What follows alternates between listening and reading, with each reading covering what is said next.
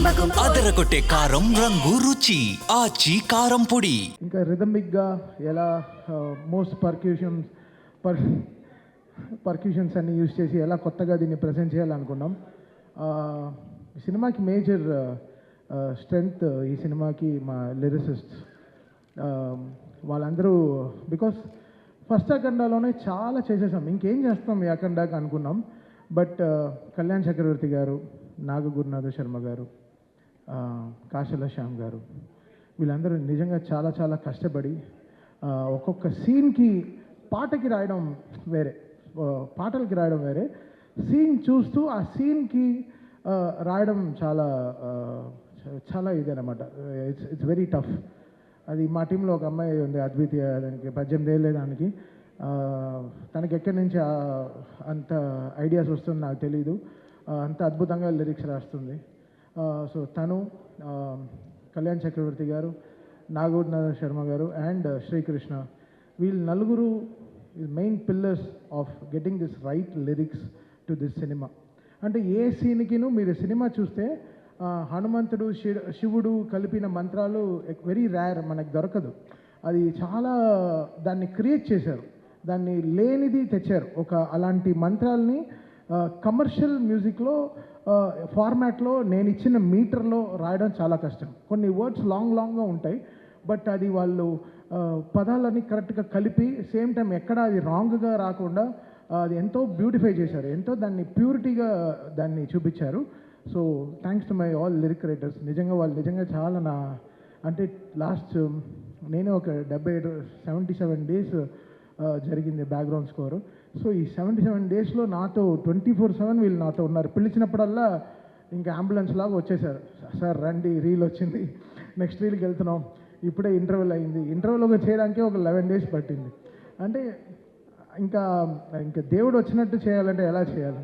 So అది it's very tough, దాన్ని ఊహించుకోవడమే చాలా టఫ్. 2 స్పీకర్కి ఓకే, థియేటర్లో మొత్తం ఒక 128 స్పీకర్స్ ఉంటుంది. ఆ స్పీకర్స్కి అంతా కరెక్ట్గా వాల్యూమ్ కరెక్ట్గా పంపించి కరెక్ట్గా చేయడం అనేది చాలా చాలా చాలా కష్టం. So Akhanda was something phenomenally was very tough to make music. And 9 పాటలు చేయడం, సో దాంట్లో జాజికాయ లాంటి ఒక కమర్షియల్ సాంగ్ చేయడం, అఖండ తాండవం అనే పాటలో కైలాష్కర్ గారు అండ్ శంకర్ మాధవన్ గారు పాడడం, సర్వేపల్లి సిస్టర్స్ గారు, సో వాళ్ళు రావడం, వాళ్ళు ఆన్ బోర్డ్ రావడం, దాని తర్వాత సౌందర్య ఐశ్వర్య సిస్టర్స్ వాళ్ళు రావడం, శ్రేయా ఘోషల్ గారు పాడడం, బ్రిజేష్ వాళ్ళు పాడడం. సో వీళ్ళందరూ, దాని తర్వాత కనకవ్వ గారు, ఆవిడ గొంతులో ఎంత ఆత్మ ఉంటుందంటే, ఆవిడ ఒక అమ్మ గొంతుల్లోంచి పాడేటప్పుడు శివ శివ అని పాడినప్పుడు అసలు మాకు నిజంగా గుండె జల్లుమనేది అనమాట.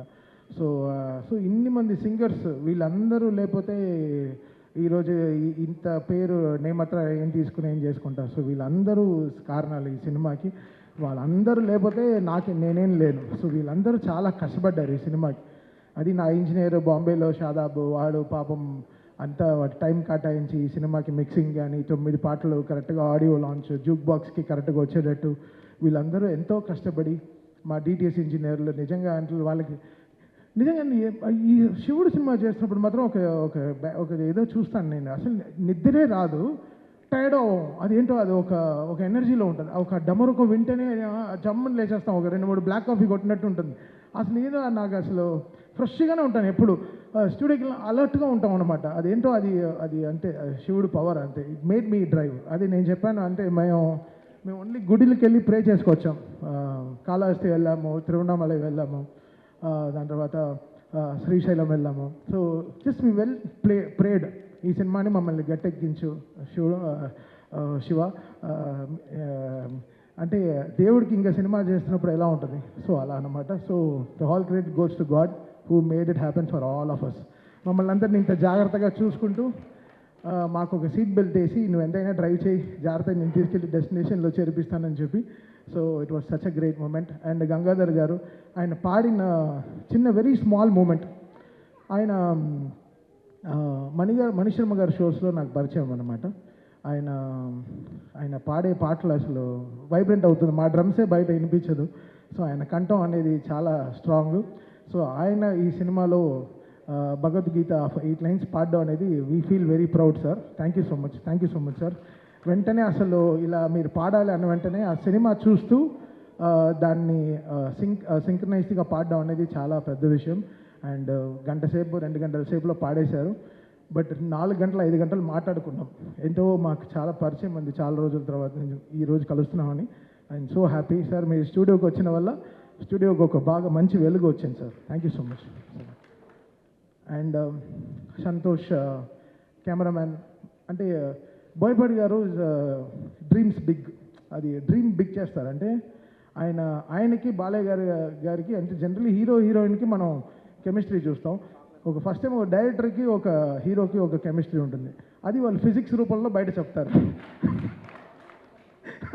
అది వాళ్ళ కెమిస్ట్రీ అంతే. అలా చూస్తుంటే కిక్ వస్తుంది అనమాట. అసలు అది వాళ్ళిద్దరు కాంబినేషన్లో సినిమా చూస్తుంటే ఆహా ఇది కదా అంటే పంచువేషన్స్ కొట్టడం కానీ కరెక్ట్గా పంచువేషన్స్ కానీ కరెక్ట్గా ఉంటాయన్నమాట. సో ఎక్కడో బోయపాటి గారికి నాకు ఆ సింక్ కరెక్ట్గా ఇలా కరెక్ట్గా ఒక గ్రాఫ్ వేసుకుంటాం. సో దానికి తగినట్టు పనిచేస్తాం. నేను షూటింగ్కి వెళ్ళాను, జార్జియా వెళ్ళాను. -14 -15 డిగ్రీస్లో హోల్ టీం పనిచేశారు. చాలా కష్టపడి పనిచేశారు. నిజంగా అసలు hats off to the whole team, whole crew. వాళ్ళు Santosh cameraman team, stunt master team, అందరు everybody like production team everyone. So ఇది చాలా అంత ఆషిమాషిగా అయిపోయిన సినిమా కాదు. బోయపాటి గారు చెప్తారు 70 రోజుల్లో ఫినిష్ చేసాం షూటింగ్ అలా అంటున్నారు తప్ప 8 monthsలో అయిపోయింది అంటున్నారు తప్ప లేదు. ఇది శివుడు ఆజ్ఞ లేకుండా ఏం జరగదు. అంటే ఇది మేనిఫెస్టెడ్ సో మచ్. ఇంత స్ట్రాంగ్గా ఈ సినిమాని జనాలకు తీసుకెళ్ళి చూపించాలి అన్న వెంటనే so it came all powers came from the heaven and made it happen for them. మీ అందరికీ తెలుసు December 5th రావాల్సిన సినిమా 12th వచ్చింది. సో వాళ్ళు అనుకుంటే ముందరే కేసు వేయించి ఎప్పుడో ఆపుండొచ్చు. బట్ కరెక్ట్గా లాస్ట్ మినిట్లో వచ్చి ఆపుతారు. సో దీని గురించి మీకు తెలుస్తుంది ఎంత యూనిటీ లేకుండా ఉంది వరల్డ్ అనేది. సో అది we have to get everything right. అది చాలా అది మనం అని గుట్టుగా ఎవరు ఇంత స్ట్రాంగ్గా లేరు. అందరూ ఎవ్రీబడి ఈస్ లైక్ మందే, మనమే, నాదే, నేనే అని ఉంటున్నారు. అది కాదు. ఇది మనం అని వచ్చేటప్పుడే అన్నీ కలుస్తాయి. అన్నీ ఎవ్రీథింగ్ విల్ ఫామ్. మనం ఇది మనది అన్నప్పుడే it will have that shine. అందరూ పెరుగుతారు దాంట్లో. మనం అందరం పెరుగుతాం తప్ప మనం అని చెప్పేటప్పుడు మనం పెరుగుతాం తప్ప మనం ఎప్పుడు తగ్గిపోం. సో అది చాలా ఇంపార్టెంట్.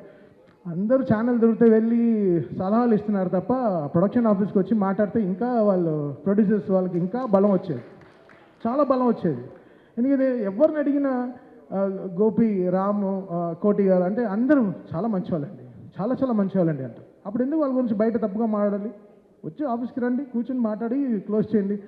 ఛానల్ మైక్ దొరికితే ఎక్కి మాట్లాడడం తప్పు కదా. అందరూ ఎక్కడికి వెళ్ళి ల్యాండ్ అవుతాం అనేది చూడాలి. సో ఇండస్ట్రీలోనే ఒక యూనిటీ లేదు. మీరు అందరూ కలిసి ఉండే సమయం వచ్చింది. ఈ పాటికి మీరు అందరూ చాలా గట్టిగా కూర్చుని ఒక సినిమా రిలీజ్ అవ్వాలంటే అందరూ కష్టపడి అందరం కలిస్తేనే ఒక సినిమా రిలీజ్ అవుతుంది. ఏదో ఒక ఇంటి 4 గోడ మధ్యలో అవ్వాల్సింది ప్రపంచం అంతా చాలా బ్యాడ్గా వెళ్తుంది. మన టాలీవుడ్ ఇండస్ట్రీ చాలా గొప్ప ఇండస్ట్రీ. మనకుండే ఫ్యాన్స్ పవర్ ఏ వరల్డ్లో లేదు. మనకుండే ఫ్యాన్స్ పవర్, మనకుండే హీరోలు ఇంతమంది ఎక్కడ ఏ లాంగ్వేజ్లోనూ లేరు. బయట అంతా చాలా ఈర్ష. టాలీవుడ్ తెలుగు ఇండస్ట్రీ అంటే సూపర్ అని వాళ్ళకి చాలా ఈర్ష, చాలా పెద్ద దిష్టి తగిలింది మన తెలుగు ఇండస్ట్రీకి. యాక్చువల్గా బయట తెరిస్తే అసలు యూట్యూబ్ తెరిస్తే ఒకరిని తిట్టుకోవడం, ఇంకోటి తిట్టుకోవడం, చాలా నెగిటివిటీ అయిపోయింది. అది కాకుండా మనందరం కలిసి ఒక నిజంగా అందరం ఒక యూనిటీగా ఎవ్రీ సినిమా నా సినిమానే. ఇప్పుడు రేపు ఏ సినిమా రిలీజ్ అయినా నన్ను ట్వీట్ ఏమంటే వేస్తాను. నా సినిమాని, నా ఇండస్ట్రీని నేను సపోర్ట్ చేయకపోతే ఎవరు సపోర్ట్ చేస్తారు? ఇది మనది అనే టైం వచ్చేసింది. ఇంకా అందరూ కలిసి చక్కగా మాట్లాడుకుని ఒక యూనిటీగా వెళ్ళాల్సిన టైం వచ్చింది. So I request all everyone, ఎవరికైనా దెబ్బ తగిలితే వెళ్ళి బ్యాండేడ్ వేయండి. దానికి వెళ్ళి బ్యాండ్లా వాయించకండి బయటికి వెళ్ళి. అది చాలా తప్పు. అది మీరు ఆలోచించేదే తప్పు. ఇక్కడ ఈ సినిమాకి ఏం బిజినెస్ జరుగుతుందని వరల్డ్ వైడ్ ఎందుకు తెలియాలి? అది ప్రొడ్యూసర్స్ వాళ్ళు కష్టపడి తెచ్చుకున్న సినిమా, వాళ్ళు గెలవాలని మేము అందరం అనుకునే సినిమా ఎవడు ఆపుతాడు సినిమాని? లాస్ట్ మినిట్లో ఎందుకు ఆపాలి సినిమాని? ప్రొడ్యూసర్ ఆపుతాడా? నా సినిమా 5వ తారీఖు రిలీజ్ అంటే 4వ తారీఖు సాయంత్రం 7ంటికి ట్వీట్ చేయాల్సిన కర్మ వాళ్ళకేంటి? వాళ్ళు ఎంత కుమిలిపోయి ఉంటారు ఆఫీసులో కూర్చుని.